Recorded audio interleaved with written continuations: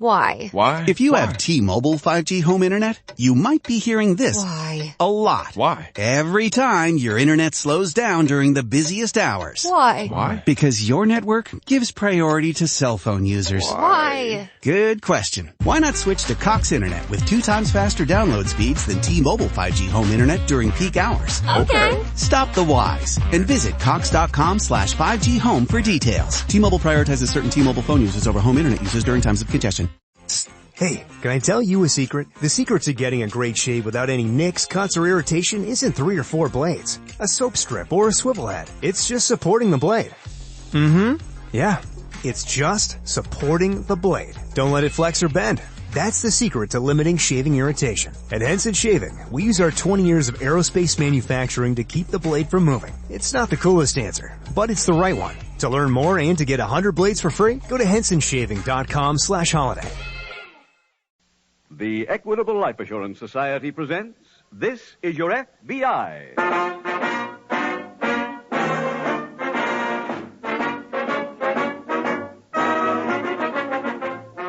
This is Your FBI, the official broadcast from the files of the Federal Bureau of Investigation. Presented transcribed as a public service by the Equitable Life Assurance Society of the United States and the Equitable Society's representative in your community.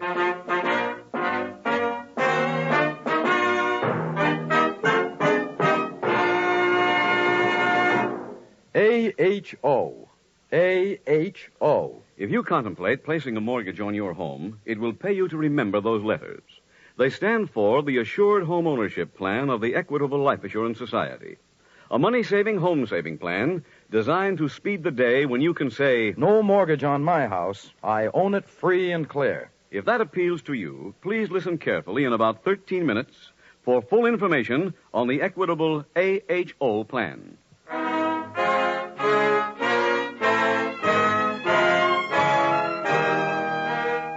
Tonight, the subject of our FBI file, armed robbery. Its title, The Innocent Santa Claus.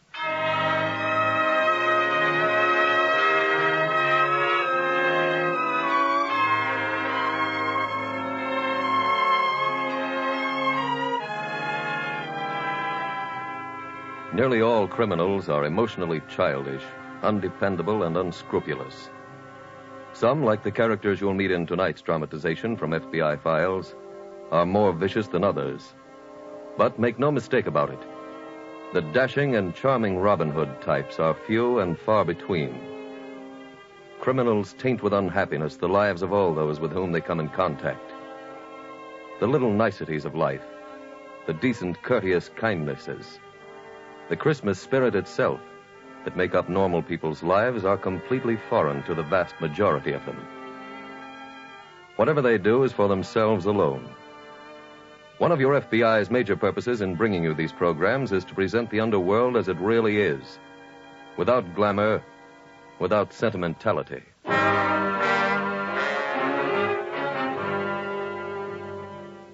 Tonight's FBI file opens in a cheap hotel room in the downtown district of a large eastern city. A 12-year-old girl is alone in the room. She walks to a full-length mirror on the wall and sings a song. When she finishes, she bows to the mirror. Thank you, ladies and gentlemen, for your kind applause. That was a great act, but we've got a long show. So let's meet a star who needs no introduction. Wait a minute. I didn't hear you come in. Honey, you ought to know better than to try to bring on a star that way. Oh, but I was just trying to have what theater were you playing? the one I'm named after. All right. You're on the stage at the Roxy. A sensational flash actor just finished. Mm-hmm. Now your star's on next. So you want to give her a build, huh? But, Daddy, you always say, and now a star who needs no introduction. I know I do. But then I introduce them. Oh. And I tell a couple of jokes. Like, as I was coming in the stage door tonight, a bum came up and asked me for $2 for a cup of coffee. And I said, $2 for a cup of coffee? Why, you can get one for a nickel. And he shrugged his shoulder and says, well, can I help it if I'm a big tipper? Now you got the audience going, see? So you slug them again. Mm-hmm. You say, that bum is sure crazy. I met him yesterday, too, and he asked me for $8 for a piece of pie. And I said, $8 for a piece of pie? Why, man, you can get one for a dime. And he shrugged and says, oh, mister, do I tell you where to eat? Now they're warmed up, see? And you bring on your star. You get it? Oh, yes. Oh, say, anybody call me? Oh, Pete Morrow. Pete Morrow, what do you want? I don't know. I got the message at the desk. Hey, maybe he's got some action. Gee, Daddy, you think so? Well, he's my agent, ain't he? He wouldn't call to find out how I was. Hey, maybe they need some next-to-closing insurance at the palace. Can be anything. Wow-wee! Well, come on. Hit me with a good luck kiss and I'll go see him.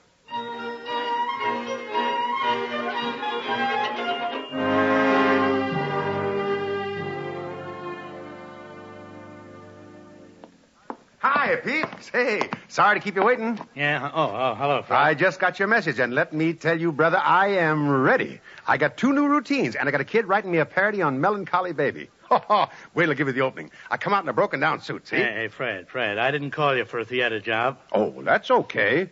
I do just as good in nightclubs. I'll just move the song up. Wait a minute, Fred. This ain't a nightclub job either. A guy uptown called me this morning, and he's having a Christmas party for some kids at his house tonight. He wants a guy to play Santa Claus. And you called me for that? That's it.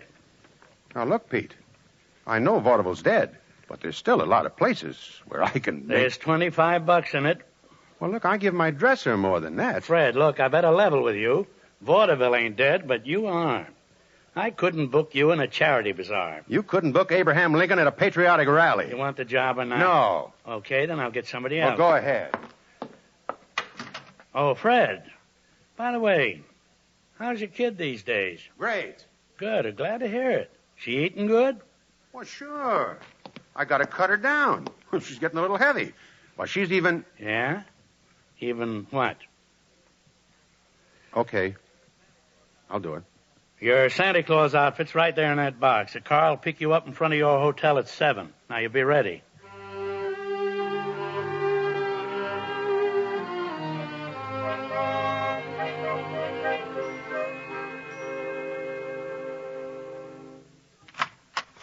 Daddy, how'd you make out? Wait till I get rid of this box. Oh.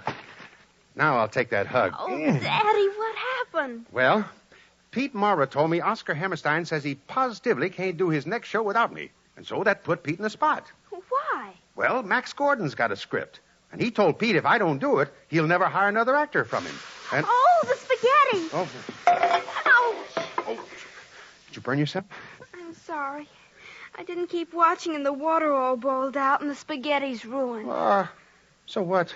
That was our last can. Look, you're going down to the grill and eat steak. But they said at the desk, no more signing. I'm paying them cash. Now, go ahead. Go. Aren't you eating with me? No, honey. Where are you going? Well, you see, Oscar Hammerstein is crazy to have me in the show he's doing, but the Angels don't know me. So Oscar asked me if I'd do him a favor and audition. Oh. Well, you never saw a guy so sorry in your life, asking me to audition. But I told him I don't mind. I knew the spot he's in. Can I go? Oh, no, not tonight, honey. Now hit me with a good luck kiss and run down and have your dinner. That's it. Now, go ahead. But, Daddy, I always thought when they did a show, they hired the actors before they bought the costumes. Well, they do. Then how come Mr. Hammerstein had your costume already? What? On that box it says Santa Claus costume, size 42. Oh, that. Oh, well, you see, after the audition, I'm going to play a benefit. Daddy? Okay. I never could con you. You want to know what a big star your old man is? I'm playing Santa Claus at a kid's party uptown. You're playing Santa Claus? Yeah. Oh, that's wonderful. Hmm? Daddy, that's great. Santa Claus is the biggest star in town right now. Who's bigger? Well... Hope, Crosby, the Lone Ranger? They're nothing at Christmas time. Santa Claus and his reindeer are headliners. Maybe you're right. Of course I am. It's perfect casting. They finally got a star playing a star's part. Don't you understand? Yeah, I understand. Thanks, honey.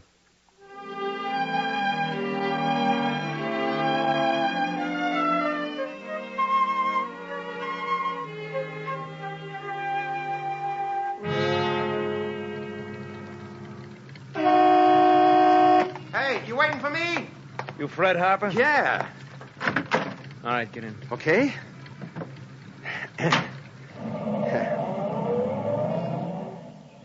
Hey, who's throwing this party?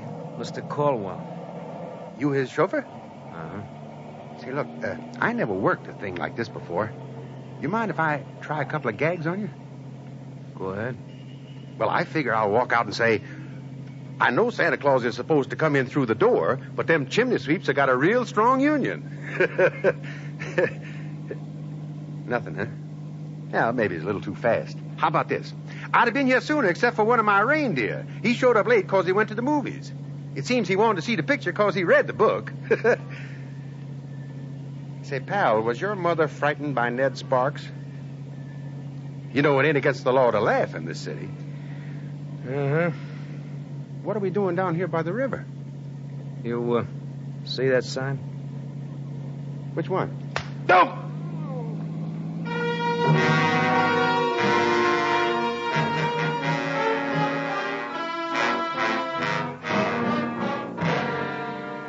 The following day, on a street corner near the local FBI field office, Special Agent Jim Taylor meets Police Detective Mike Wolf. Hey, Mike. Oh, hello, Jim. I just coming up to see you. Oh, what about? A jewel theft last night. Where? Uptown, the home of some people named Caldwell. Huh? What's our jurisdiction? Interstate transportation. These Caldwells live in a big house on the Heights just off the approach to the Huntington Bridge. You know where the Cloverleaf turn begins. Yeah. Well, they were having a Christmas party last night for their children and some neighborhood kids. Mr. Caldwell went all out and hired an actor to play Santa Claus. Santa Claus stuck up the place. Oh, no. Yeah. Tied up the children, the Caldwells, and their help, and then he emptied Mrs. Caldwell's jewel case. Hold it, Mike. The light's against it. How much did Santa grab at the party? About $15,000 worth of jewelry and $300 in cash. Oh, that's quite a haul. After he left, one of the parents wiggled over to a window and saw him drive across the bridge. How'd they know it was a thief's car? Oh, it had a broken taillight, so they could follow it all the way. The alarm's already gone out on the car. Come on, I'm going. Mike, any prints found around the place? I haven't been up there yet, but I doubt we'll come across any. Part of the Santa Claus outfit was a pair of rubber gloves. Oh, I see. Well, we won't need the prints for identification, though. We know who Santa Claus was. How? Mr. Caldwell told me he was hired through a theatrical agent named Pete Morrow. I contacted Morrow and learned that he sent an actor named Fred Harper. Find out where he lives? Yeah, the hotel vending. I called there, but his room didn't answer.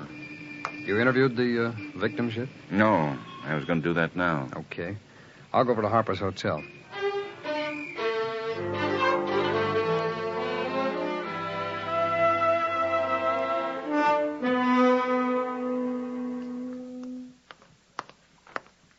What do you want, Mac? Hello there. I'm Special Agent Taylor of the FBI. Here are my credentials. What can I do for you? Will you please ring Mr. Fred Harper's room? He's not in. His little girl's been looking for him, too. Seems he didn't get home last night. Oh, you know Harper? Very well. I was once his straight man. Is he in trouble? Yes, he seems to be. Mr. Perry, have you heard from my daddy yet? No, I haven't, Roxy. Mr. Taylor, this is Harper's daughter, Roxy. Mr. Taylor's from the FBI. Hello there. Do you know where my daddy is? Well, no, I don't. Can you help me find him? I mean, please. We'll do our best, Roxy. Did you see your father last night? Yes, sir. He was going to play a party as Santa Claus. Were you here when he left? Yes. A man called for him. You see this man? Only from the window. He was in a big car. Daddy got in and went with him. What kind of a car was it? I don't know. Or was it a sedan, a convertible? A sedan. What color? I couldn't tell. But I do remember one thing. One of the lights in back was broken. Oh? Mr. Taylor, why are you asking me all these questions? Well, Roxy, somebody came to that party wearing a Santa Claus outfit and held up the people. A real hold-up? With a gun? That's right. Not Daddy. He couldn't do anything like that. He's not a crook. Mr. Taylor, phone call for you. Oh, thanks. Please believe me, Mr. Taylor. I'll be right back, Roxy. You can take it on that phone. Fine, thanks. Hello. Hey, Jim. This is Mike Wolf. Yeah, Mike. Fred Harper's been picked up. Oh, where? Near the approach to the Huntington Bridge. And 2 of the stolen pieces of jewelry were found in his pocket.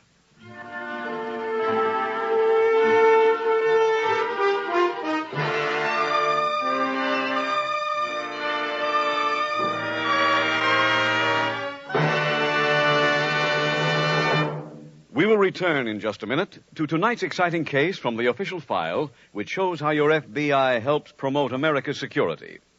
And now, listen to the most important security letters in the lives of thousands of homeowners. A-H-O. A is for assured. H is for home. O is for ownership. The Assured Home Ownership Plan of the Equitable Society. It's America's finest plan of home ownership because it gives 4 special benefits not always found in other mortgage plans. First benefit. An Equitable AHO plan gives you a way to pay off your mortgage years ahead of time. That's right.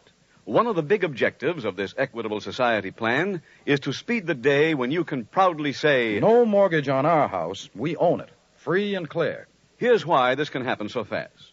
Every Equitable AHO plan combines a low-cost first mortgage with life insurance protection. One monthly payment takes care of both. Thanks to the insurance element, a constantly growing cash loan fund is created.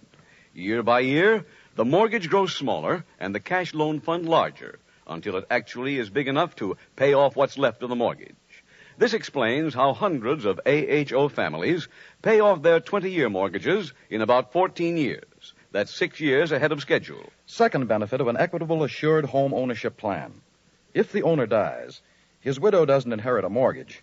She inherits the home, free and clear. And what's more, the Equitable Society not only cancels the mortgage, but also returns to the widow every cent her husband had paid to reduce the principal. Lastly, this plan is a money saver at all times. The mortgage draws interest at only 4%. So for many reasons, a man may consider himself lucky if his health, age, income, and the location of his home enable him to qualify for an Equitable Assured Home Ownership plan. For full information, see your Equitable Society representative or write care of this station to the Equitable Life Assurance Society.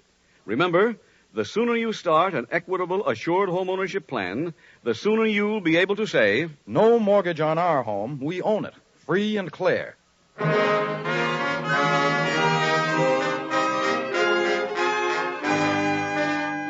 And now back to the FBI file, The Innocent Santa Claus.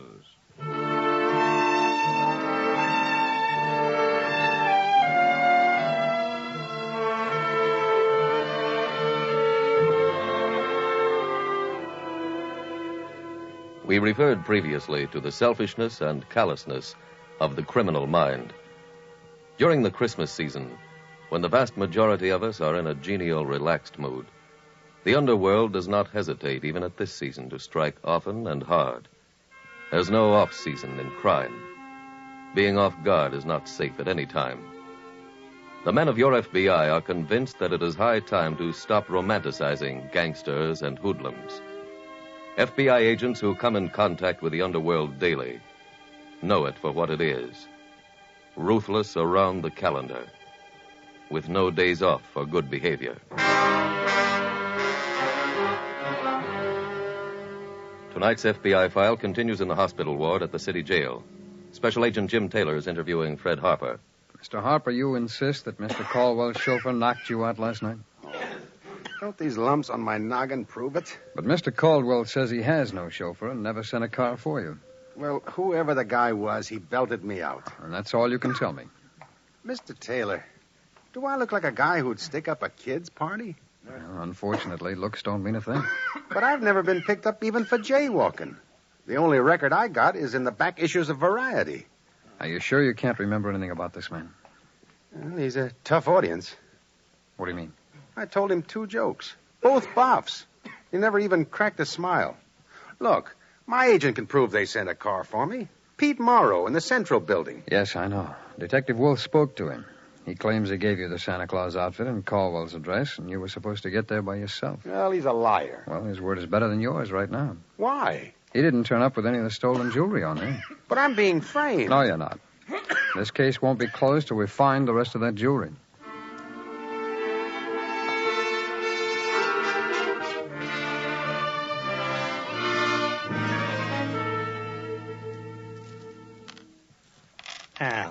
Albert, don't hold out on me. I ain't. Is this all the stuff you grabbed last night? Except for the 2 hunks I stuck in Harper's pocket. Well, the papers made it a much bigger job. Oh, the papers. They got Illinois as a 7-point favorite in the Rose Bowl. Can you bet them? Not me, no. Well, the same with stick-ups. I once heisted a joint, got 200 clams. Papers come out and say I grabbed 8,000. This is the age we live in, kid. Now, we're going to get the fence this, huh? Well, I'm not going to tell you that. Why not? Well, because the next time we do a job, you might take the loot straight to him. Well, I wouldn't do that. Well, let's leave it this way. You don't mind, do you? I suppose I do. Well, it won't make any difference. All right, then I don't mind. Fine. You call me tomorrow, and I'll tell you how much we're cutting up.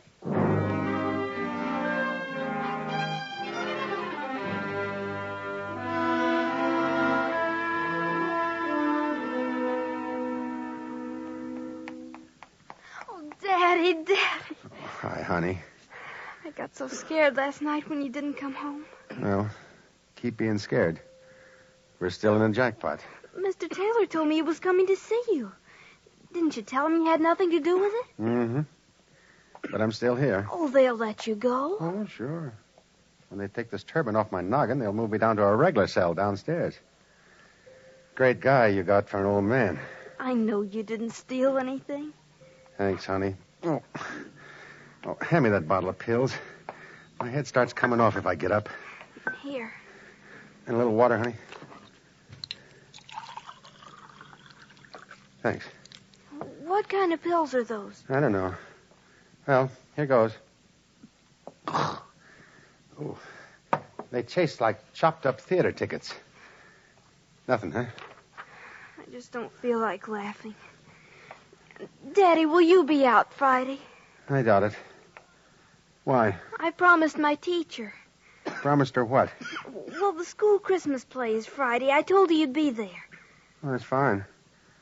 But I'm such a hit here, I think they'll hold me over. But I told my teacher what a sensational Santa Claus you do. Daddy, we've got to figure some way to get you out by Friday. Well, if you got an idea, cut me in for half. Isn't there anything we can do? Sure. Just keep hoping, honey.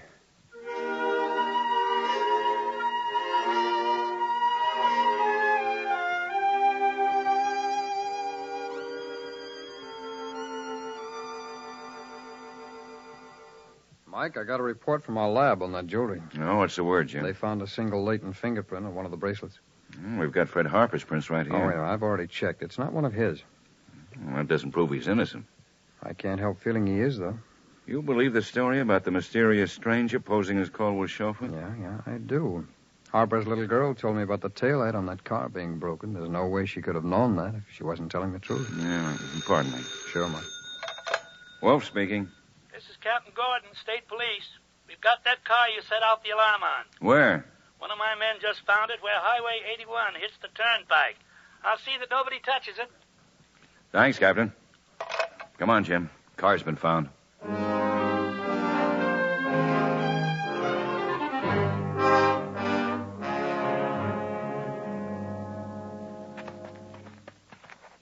Yeah, that's the car, all right, Mike. Mm-hmm. There's the broken taillight. Yeah, let's see what's inside it. Mike, look here on the back seat. Huh? Santa Claus outfit. The pants, shirt. Hood, there's the whiskers on the floor. Any labels? I'll take a look. Yeah. Yale Costume Company, but that's no help. Harper's agent admits running this suit. Well, suppose we go through the trunk. Oh, wait a minute. I'll look up front first, Mike. Right. Police went over everything in the car for prints. It was clean. Yeah, let's take a look in here. Well, these glove compartments are like the clocks. They never work. There's road maps, instruction books, baseball scorecard. Mike, rubber gloves. Let's head back to town and get these to the lab.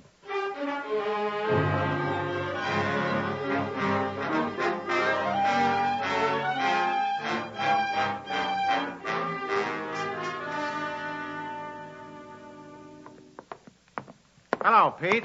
Well, Fred, how come they let you out? Mr. Taylor here can tell you. Oh, Taylor? Yes, I'm a special agent of the FBI. I'd like to ask you a few questions, if I may. Sure, anything. Sit down. Thanks. Now, Mr. Morrow, you told Detective Wolf you made no arrangements to have Harper picked up the other night. Yeah, that's right. We found that car yesterday. The one he used in the stick-up? Well, the one that was used, but not by Harper.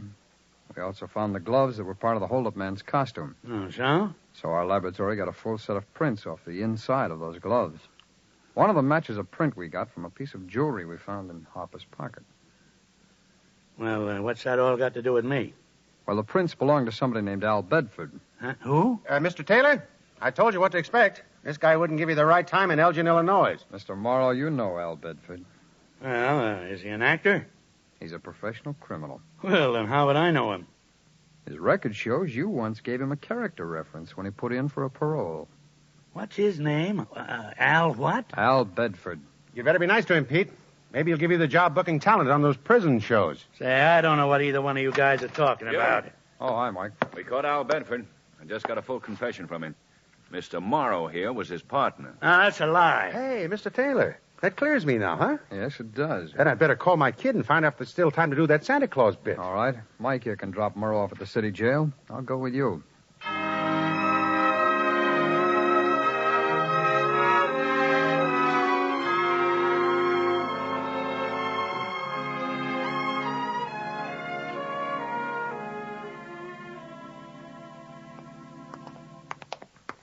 The auditorium's down this way, Mr. Taylor. Yeah, it's a pretty big school. Mm-hmm. Got the biggest stage of any school in town. That's why Roxy goes here. No. I think she's majoring in proscenium arches. What time you got? It's 4:15. Hope we're not late. Hey, you want in on a secret? What? I'm scared. Scared of what? Walking out on that stage in front of 2,000 kids. Oh, you've been on plenty of stages. Yeah, but what do you do with Santa Claus? You can't get hokey. You got to play him straight. Oh, I guess this is the stage door. I saw 4 kids walk in here wearing halos.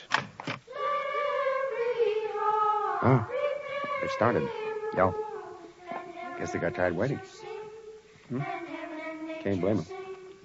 You see a little girl around in here? No. Look, And what? it's the old man in the Santa Claus costume over there. No. Come on. Hey, where you going? I've been canceled. Daddy. Honey. Daddy. Honey. You made it, Daddy. You made it. Yeah, look, honey. Mr. Taylor and I are going out front now and catch the show. Out front? Well, we don't want to hang around backstage here and get in everybody's way. But you're Santa Claus. We can't do the show without you. Now, baby, don't let me down easy. There's Sam Whiskers sitting over there on the trunk. Oh, that's the janitor. He was standing in for you till you got here. Well, why don't you let him do it? He's got no Santa Claus material. Daddy, you promised me. Yeah, but suppose I lay an egg. You? Oh, Daddy, you're teasing me. Okay, I'll do it. I think I'll go out front to watch this. All right, and thanks again, Mr. Taylor. You're very welcome. And Merry Christmas. And the same to both of you. Oh, let's make it bigger. Let's make it Merry Christmas to everybody. And heaven and nature sing, and heaven.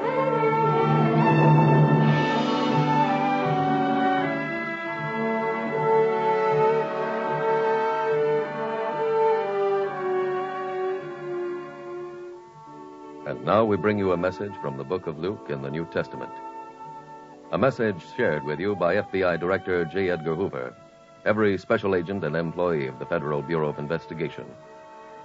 A message also shared with you by every officer and employee of the Equitable Life Assurance Society of the United States. A message which comes, too, from those who bring you this weekly program. A message written in simple words. Glory to God in the highest, and on earth peace, goodwill toward men.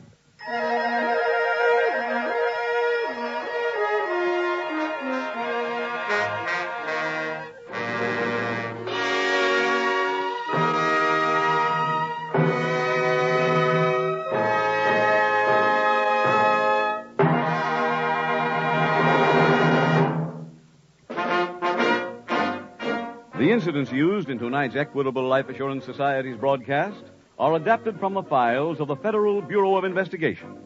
However, all names used are fictitious, and any similarity thereof to the names of places or persons, living or dead, is accidental.